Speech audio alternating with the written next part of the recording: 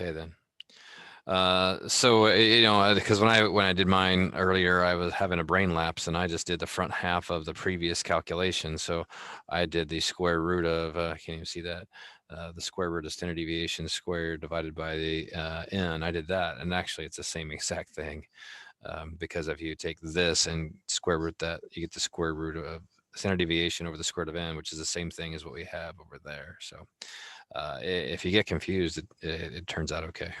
At least it did for me. All right, 17, 99%, 99.7% confidence interval with a mean length of frog jumps is 12.64 to 14.44. We want to interpret our 99% confidence, the 99% confidence interval. Okay, so if we were to write that out in a sentence, we are 99.7% confident that the true mean jumping distance for frogs is between. So we want to find a sentence that reads like that. B is the one that reads most like that. Because it's not talking, we're going to capture the true mean 99.7% of the time. So that's why the other ones don't. We talk about a probability, but it talks about the probability that they can jump between 12.64 and 14.44, and we're talking about our probability of capturing the true mean, because that's what we're doing. We're casting a net, and we're hoping that we're 99.7% confident that our net is going to capture the true mean. In 18, a 95% confidence interval for the mean reading achievement score for a population of third grade students is 44.2 to 54.2. Suppose you compute, so we started out with 95%. We're going to change that to 99% using the same information. What's going to happen? And again, because we want to increase my confidence that I am going to capture that true mean, that forces my critical value up, which causes my interval to be wider. So that means that 99% confidence interval is actually longer, because again, I'm trying to be more confident that I captured the true mean. Okay. All righty, an environmental study, and I forgot to actually write down what year this came from.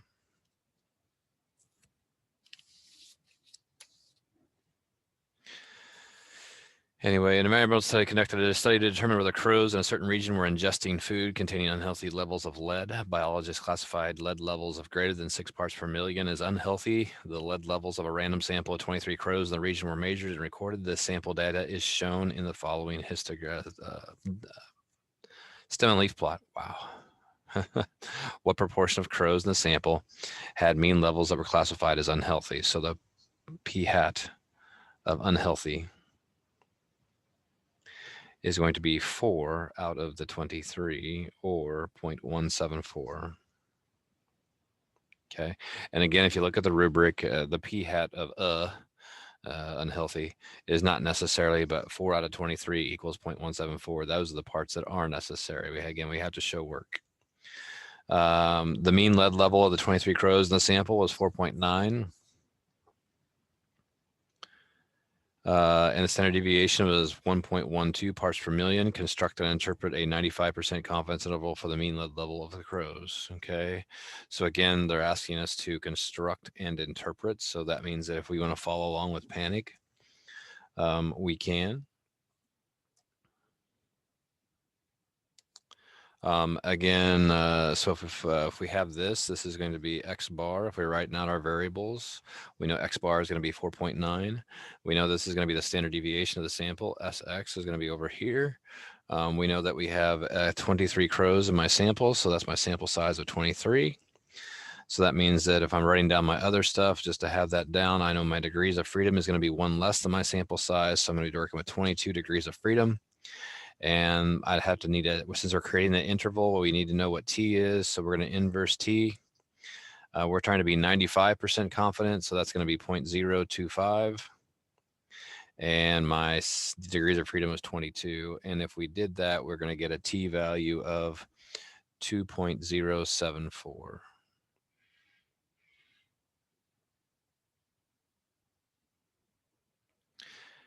So I have all the parts I need to construct this interval. So we'll define what that interval is, where the mean is going to be the true mean lead level Parts per million. Is it parts per million? Yes. Of crows in this region.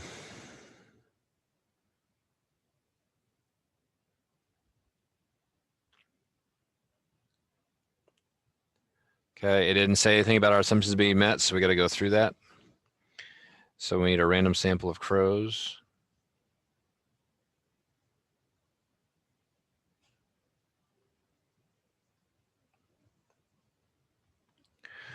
We need it to be approximately normal.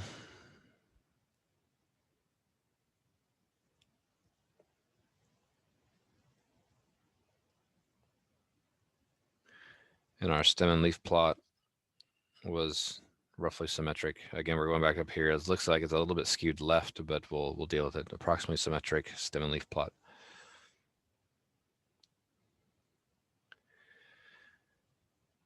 And it's independent. We'll have to assume that there are more than 230 crows in the region.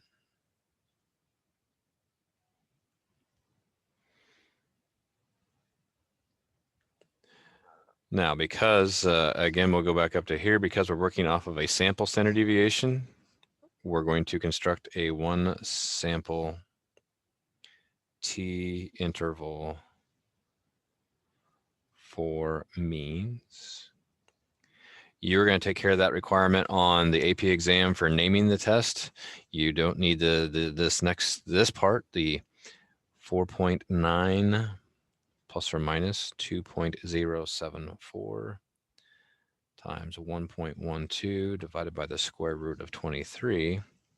That part is not needed for the exam because we named it. However, that is needed for Mr. Dotty's exam while we're still learning methods. Once we catapult out of this, once we get 7B done with before break, after break when we come back, you don't have to do any of that stuff anymore. Okay, technically, if you want to, keep doing it just for your own sanity, so to speak. Okay, anyway, so this is we're gonna run out to our calculator. We're gonna choose that one sample t interval. For time's sake, I'm not gonna have you watch me put that stuff in there, because we could actually do this from data if we wanted to, since we have the data listed. But anyway, this is going to be 4.416 to 5.384. And so that means that we are 95% confident the blank, and I'll abbreviate this. We defined what the mean up here was, so that the mean is between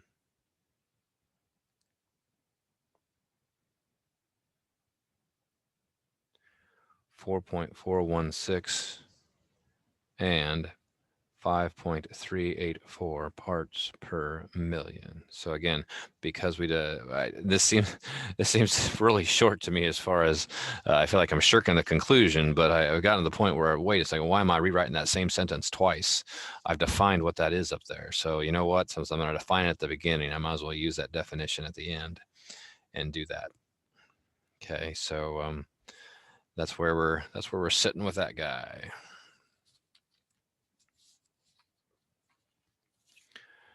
Alrighty, so this particular test is going to be over intervals. So again, we have a test on Wednesday. So it is going to be our 7A test. The rest of the half, after we get done with this problem, the other half of today is in class. I'm just giving them time to work on doing the wrap up. The wrap up and its key are already in the module. So that part is already taken care of. So again, it's between you and the fence post on how much work you're putting into reviewing for this test and doing that. And if I remember right, there might be somebody might have a test out there that I haven't graded yet. Now that I say that, but we'll get that taken care of. Anyway, I don't remember what year this one came from either. I didn't mark these down. Patients with heart attack symptoms arrive in emergency room either by ambulance or self-transportation provided by themselves with family or friends. Man, if I had a heart attack symptom, I don't think I could actually get in a car and drive. I don't think my brain, but on the other hand, if that's my only way to get to the hospital and survive, golly, that's actually a tough moral decision. Because what's the chances I go ahead and keel out, pass out and kill someone else because I wrecked my car into them? Man, that's of course when you're in that situation, and I know I'm babbling about this, but if you're put in that situation, your life or someone else's, I suppose you're going with your life. But yeah, definitely call an ambulance or something. Anyway, when a patient arrives at the emergency room, the time of arrival is recorded. The time for the patient's diagnosis treatment be also recorded. An administrator at a large hospital wants to determine whether the mean wait time, the difference between the arrival and the diagnostic treatment for patients with heart attack symptoms differ according to the mode of transportation. A random sample of 150 patients with heart attack symptoms who had reported the emergency room was selected. For each patient, the mode of transportation and the wait time was recorded. Summary statistics for each of the following transportations are shown in the table below. We want to use a 99% confidence interval to estimate the difference between mean wait times for ambulance transported patients and self-transported patients at this emergency room. So again, if we were actually doing this up front and thinking, what do I have to do here? The first thing I actually do is the name is going to come first. So, okay, I did a horrible job of getting out of that problem. In the first one, we started with panic and we just rolled through panic. We start with parameters, we go over our assumptions, and then we name it in the middle. In reality, what's going to happen is I need to figure out what I'm going to do ahead of time. Okay, I have two individual samples. All right, so I'm going to do a two sample procedure of some kind because I don't know what those standard deviations are. This is going to be a two sample interval because it asked me to estimate the difference between the two. Because it asked me to estimate, it's a yes or no question would indicate a test, and estimation is indicating an interval. Okay, so we're going to do a two sample t interval for the difference in means.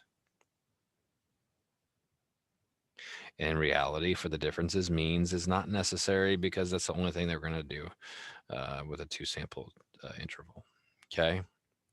So in order to do that, I got to make sure that my assumptions have been met in order to do the procedure. So I'm going to go with those assumptions. I have a random sample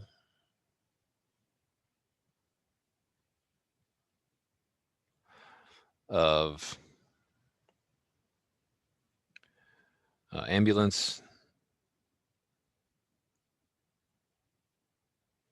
and self-transported patients.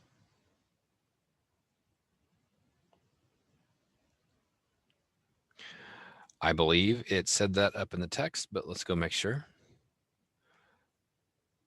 A random sample of 150 patients. So we have that.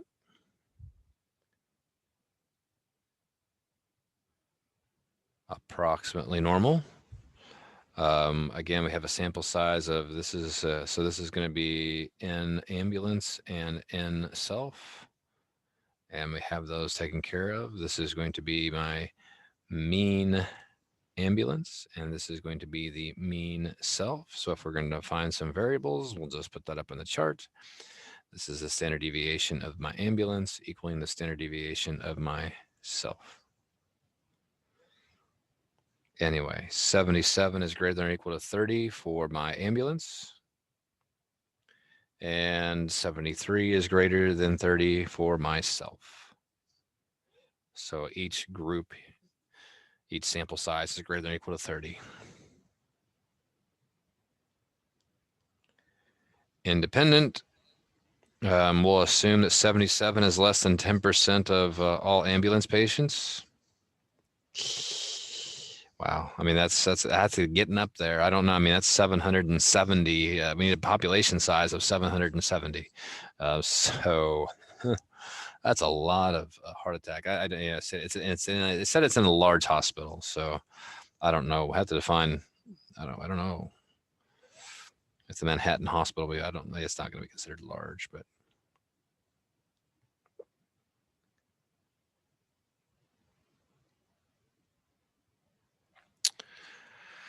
Alrighty, so we have decided that we are going to, since it's in the order that I'm going to do it in, I'm just going to write out the order that I'm doing it as far as ambulance minus self. As far as the difference in means that I'm doing. So that means that I'm going to go with 6.04 minus the mean time of being self-trained. And that's actually kind of scary. That's a 1.5 minute difference, roughly 2.5 minutes, roughly difference between the two. So that's gonna be a large thing to overcome. Okay, so I need to know what my critical value is. I haven't established that. So again, T is going to be equal to, we're going to inverse T. How confident? We're trying to be 99% confident. Whew, we're going to drop that baby down. All right, so that's a 0.5%. So that's a 0.005. And then I'm going to have my degrees of freedom is 76 here. My degrees of freedom is 72 here. So remember, we're going to pick the lowest one of the two. So that's going to be 72. Okay, we're not going to pool this together. So if we do that, we're going to get a critical value of 2.65. And again, if we're going to convert those together, this is going to be 4.3 squared divided by 77.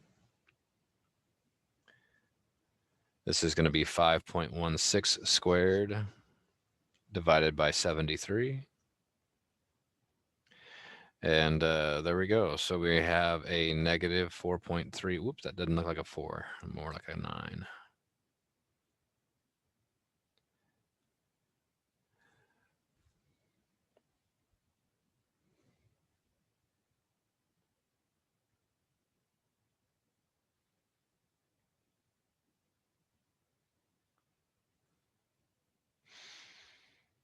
So we are 99% confident the true mean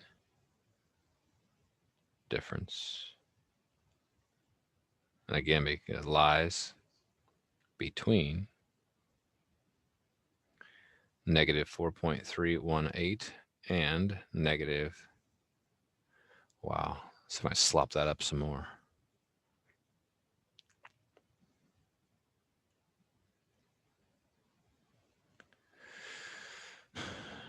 All right, seconds, minutes.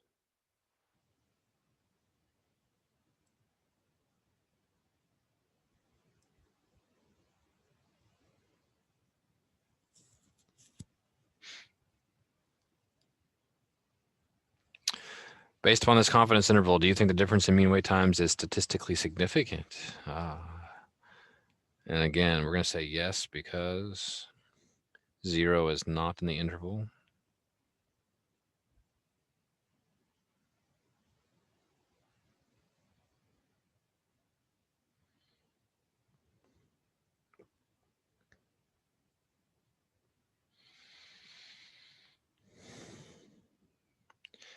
Since the interval is all negative,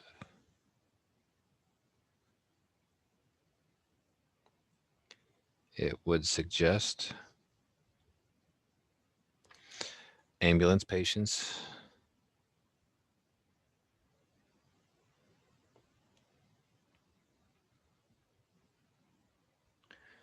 see a doctor first, or a doctor sooner.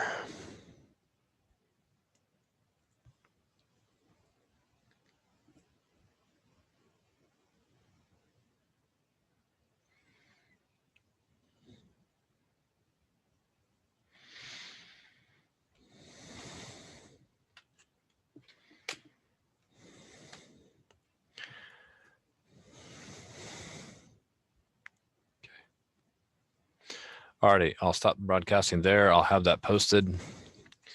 Looks like I'm frozen. That's weird. There we go. Oh, because I was stopping the share screen. All right. Ava, quick question. Where'd you get your data from for your project? I don't know. Is it possible to look at your project anywhere?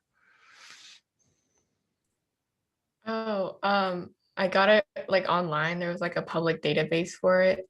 And when I searched for it, it just popped up. So Gotcha. Guys, for those of you that don't know, Ava is part of the, oh my gosh, I'm going to draw the blank on a name for that class. It's the research class that Mrs. Stark does and Miss Julian does. And she presented her paper what, this weekend? Or is it a paper? What would you call that? It was just like a presentation. Gotcha. Anyway, well, I had to read the email, or Ava can just talk. What did you get? I think I placed like fourth. They like fourth and fifth were like kind of like the same. So I just Okay, like nationally qualified to present like at their national conference later. there we go. So I just wanted to say congratulations for that. And I am done with all of you then. If you can just give me a wave, we can say goodbye. And if you need anything, hang out and we'll see what we can do. Have a great day. Test on Wednesday.